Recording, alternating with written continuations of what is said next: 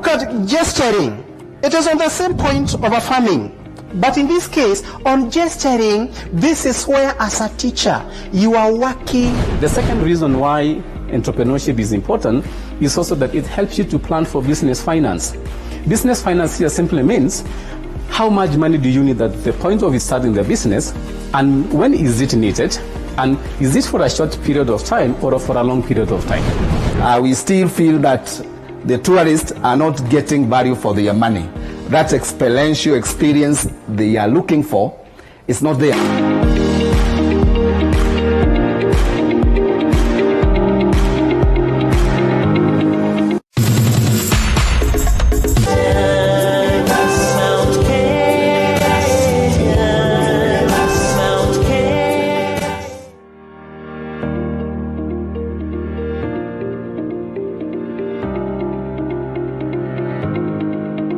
Hello, and how are you? I hope you're very okay and you've kept safe during this time of pandemic.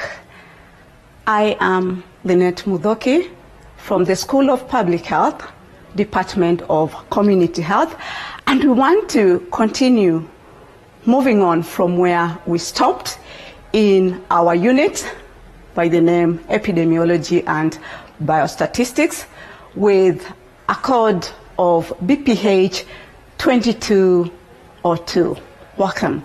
Last time when we had our class, we looked at demography. And in demography, we were able to define what demography is. We went further to look at different sources of demographic data, which cut across the likes of census, registration, and also demographic surveys, amongst others.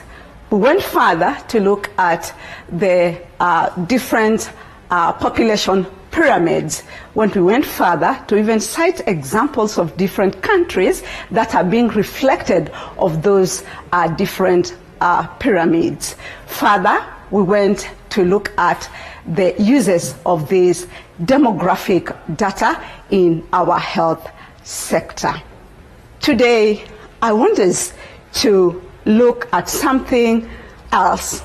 And our topic today, or rather our lecture today, will be disease causation. Disease causation. Many of the times when we ask ourselves, how do these diseases come to existence? And this is the question that we want to answer today.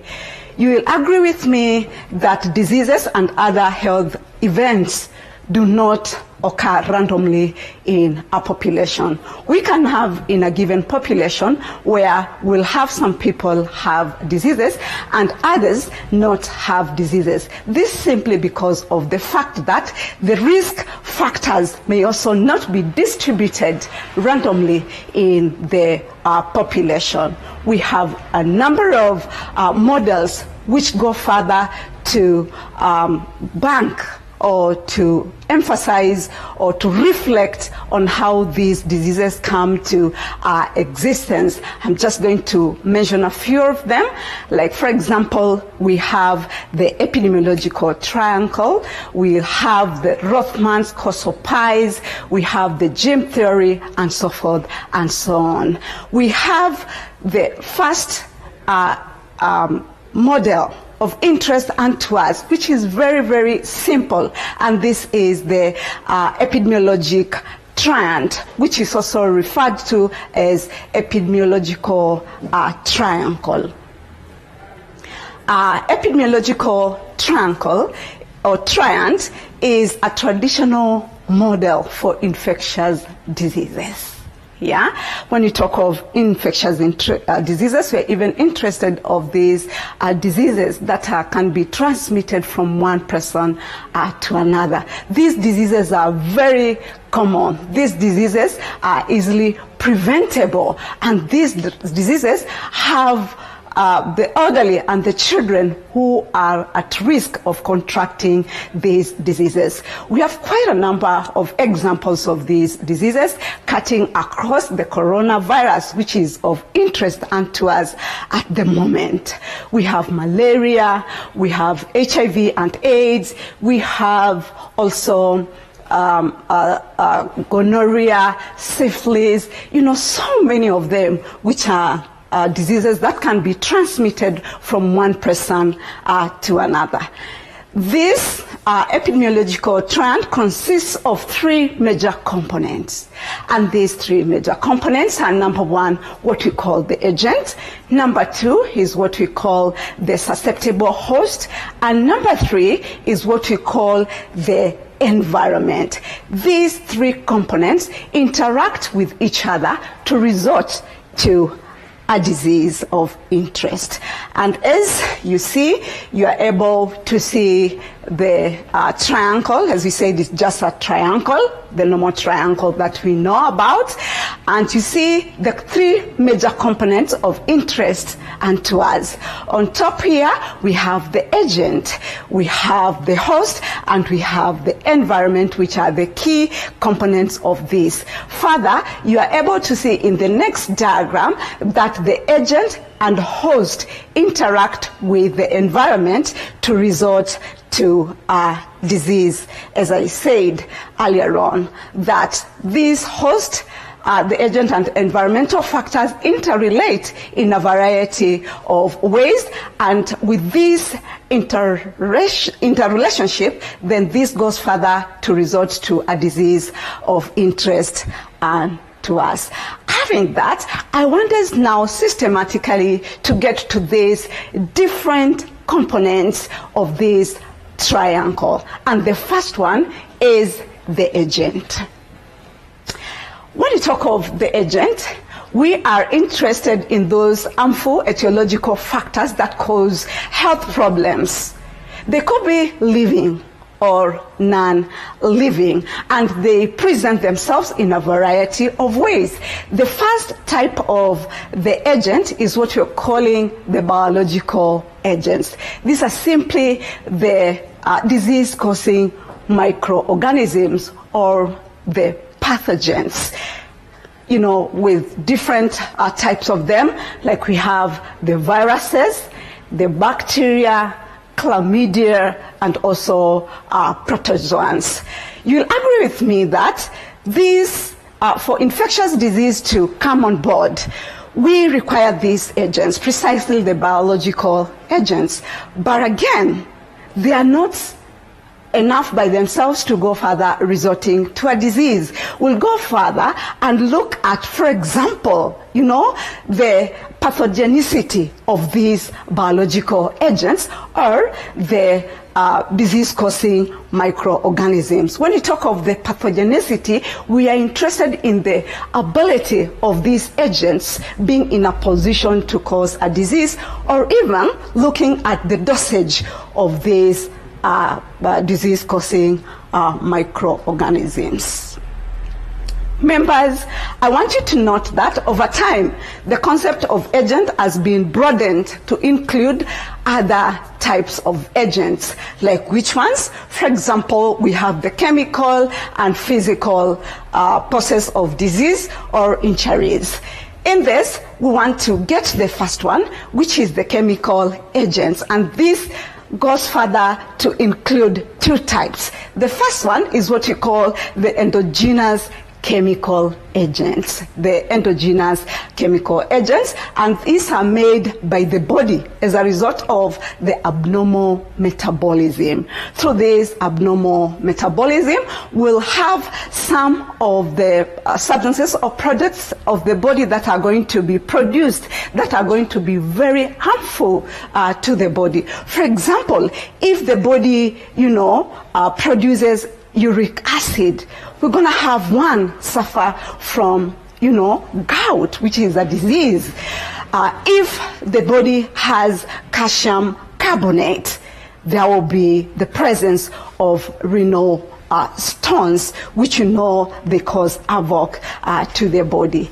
The second type of chemical agent is the exogenous chemical agents, and as the term exo means, this is outside. So this is simply the chemicals that arise from outside the body. But once they get into the body through either inhalation or ingestion, then they go bringing on board diseases. We have examples of some gases, that could be emitted. These gases and fumes could even be poisonous, and when you inhale them, then you become sick of diseases of interest. Up to that point, I want to believe we are together. Now, we have also the physical agents, and when you talk about physical agents, these include mechanical forces. We have examples of these mechanical forces, like, for example, friction. That when you get friction on your body, it's going to, tear the body, and from that you're gonna get a wound. The skin gets exposed, and once it is exposed again, you're going even to have secondary infections on this body. We have extreme heat, which can result to burns in the body, and further radiation as a physical agent. Remember, with exposure to different rays, this will go further, resulting to the different types of cancers of interest and to us, which are causing severe deaths to many globally. The other component of the epidemiological triangle is the host. And when you talk about the host, this simply refers to the human who can get the disease. Remember, this host has to be susceptible, and the susceptibility of this host comes about as a result of this person being in a position to be exposed to a variety of risk factors. This could be, for example, behaviors. Precisely, we have a variety of behaviors, like we can talk of the sexual practices. When we have these sexual practices, if, for example, one doesn't have one single partner, that probes them to have sexually transmitted infections. You have one, you have two, you have three, and so forth and so on. That will pose you at a risk of contracting STIs and also HIV and AIDS. Not forgetting about the usage of condoms. We know condoms prevent up to 99% of HIV and STIs. So once one doesn't use that, then they are exposing themselves to those sexually transmitted infections and also the HIV of interest. And to us, abstinence, very key, my students. Being faithful to your partner, very important again. Other than that, we have other behaviors like the personal hygiene, which is very key. As we talk at this moment, we are faced with crisis of coronavirus. And one of the preventive measures that we are rolling on board is personal hygiene, where we are entitled to wash our hands with soap and running water. Very, very important. If there is no availability of water, we are entitled to go further and sanitize our hands. As I said, these infectious diseases are easily preventable by very, very minor, can I say minor, methods, measures, as I've just gone further and said. If you are sneezing, coughing, very important. you know, because if we don't do it as it is expected, then again, we are exposing ourselves to diseases and even exposing others to infection. And that's why we're even going further to emphasize on using the fluxed, you know, able, just to make sure that we are not going to expose people to infections. Other than that, when we want to pick our nose, we are entitled to go further and use tissues which are disposable. Then after that, we go and wash our hands, just to make sure that we are having, you know, good behaviors which are health oriented. Members, other than those, you know, behaviors I've just talked about, we have also age, which is very, very important as a determinant factor for disease causation, where, as we talk today, we are having the elderly people that are prone to contract coronavirus in relation to the young people. And leave alone that, even the death rates.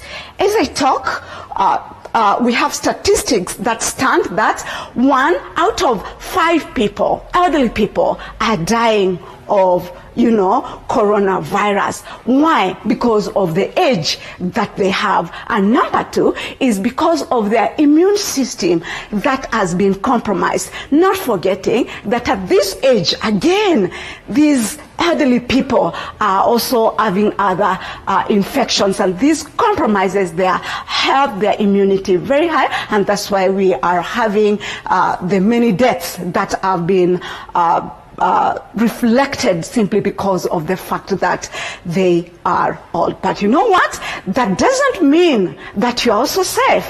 At your age, you are supposed to keep safe by making sure that you maintain the preventive measures that time and again we've gone all about sharing. We have sex, very, very important, as also another factor, risk factor, where we have diseases both for the male, we have diseases for the female. In this case, for example, when you talk about cervical cancer is for women. Why? Because they have cervix. On the other hand, we have the prostate cancer, you know, sex, gender. This is a disease that is attributed to that gender. Occupation is very important also as another factor, you know, that is exposing people to diseases. And in this case, I'm interested about the healthcare providers at the moment where we are having coronavirus.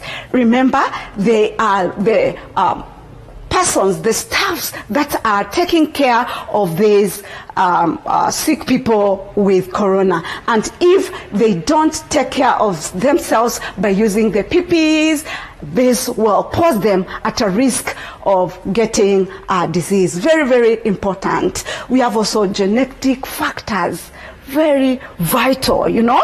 We know that the determinant factors make one to be who they are. But once they harbor the recessive genes in their body, they go further, you know, getting the genetic disorders that cuts across, you know, the sickle cell anemia, we have leukemia, we have hemophilia, and so forth and so on.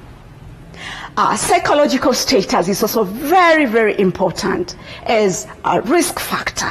You know, that one's temperament will go further to determine whether one will have a disease or not disease. You know, we have some people who go further to get stressed very fast, being anxious very fast, you know, that causes them to have mental illnesses. So this is very, very important unto us. Not forgetting about the nutritional factors, which are also risk factors to the host that will make this host to be very susceptible, and due to that susceptibility, then they'll go further to have diseases. I want to believe we are together, members. Having that, I want us to get to the last component of the epidemiological triangle, and this is environment. I hope you're there. Environment. This refers to the extrinsic factors that affect the agent and the opportunity for exposure. You know, environment is very, very important. Remember, as we started, we were able to see that the agent and the host interact with the environment, producing a disease. And that's why we are saying that this environment is very, very important. This will entail, you know, factors like, for example, the physical factors, which cut across, for example, geology. The soil is very, very important. If we have soil that retains or holds water for a long time, maybe after rains, this environment or this soil, you know, becomes a very good environment for breeding of the mosquitoes. And that's why we have malaria, which again is another disease of interest, of public health interest in our country. Climate is very vital. You know, we have disease-causing microorganisms that will thrive better in high temperatures and others in low temperatures. So it is very, very key. Other than that, we also have the socio-economic factors, very vital. Which ones? For example, crowding. You know, as we talk this moment, globally, we are told for us to be in a position to prevent ourselves from coronavirus. We ought to make sure that from one person to another, the distance is a meter. Very important, simply to avoid the transmission of this disease of us, or which is of importance to us. Not forgetting about the coronavirus, we have also the likes of TB, you know, that they're able to be transmitted from one place to, or rather from one person to another very fast because of the fact that the people who are overcrowded. We have environmental sanitation and socio-economic factors, and in this case we are interested in our environment. How is it? Are we disposing our solid waste as it is expected? You know, are we disposing our liquid waste as it is expected? Remember, if we don't have right management of our solid waste, this is where we're going to have the heaping of the dirt and all that waste, and this again creates good environment for the rodents, precisely the rats, which we are very certain that with these rats being on board, you know, they go further bringing diseases like the antivirus, which we've just seen that one person has died from China. Having that, I want us very fast to move to the other model of interest. And you know, this is the Rothman's causal pies. This type of model came on board as a result of the weakness, can I say weakness, or the inefficiency of the epidemiological triangle, which we saw it was only looking at the infectious diseases. But this one, you know, goes further to even address the so-called the non-infectious diseases, which cuts across the non-communicable diseases, the likes of cancer, the hypertension, and so forth and so on. This model of interest unto us was proposed by a man whose name is referred to as Rothman back in 1976. And that's why from this we are able to note that this model was named after his name. Members, I want you to note that an interventional factor that contributes to cause disease is shown as a piece of a pie. I know you guys know pies. If you don't know about pies, then we know a pizza. Yeah, we know that a pizza is round, and from that roundness of it, it's usually sliced into small pieces. That's basically what Ruthman went further to link the model of his disease causation with. Now, when these pieces of this pie are brought together, they go further, bringing or resulting to a disease. And these interventional factors, or rather these pieces of the pie, are the ones which, when they are brought together, they result to what we are calling the component causes. The component causes. Members, in this pie that we have talked about, you'll be able to note that we have those pieces, 1, 1, 1, 1, 1, maybe 8, 4, and so forth and so on. Like a small pie will comprise of 4 pieces, you know? So those pieces, 1 up to 4, give us what we are calling sufficient cause. They give us what is a sufficient cause. And that's why we are saying that the complete pie, which may be considered a causal pathway, is simply the sufficient cause, is simply the sufficient cause. A disease may have more than one sufficient cause, yeah, with each sufficient cause going further to lead or to result to component causes. Members, I want you to note that in this Ruthman's model, that for a disease to be developed, in some instances, or rather in all instances, you note that there must be one major sufficient cause that must be present for that disease to develop, and this is what we are calling the necessary cause. This is what we are calling the necessary cause. From this diagram, we are able to ascertain or to share what we've just looked at in this diagram. You note that we have 3 of them, and these are sufficient causes. We have the first sufficient cause, which has those pieces that we had looked at, which are the sufficient causes, like we have A, B, C, D, and E. The other one has A, B, you know, F, G, and H. We have the other sufficient cause, which is having J, I, F, C, and A. But in this presentation that we are having, you are able to note that in the 3 sufficient cause, we have A, which is very, very common in all of them. This is what we are calling the necessary cause, that it has to be there, you know, in an individual for a disease to develop,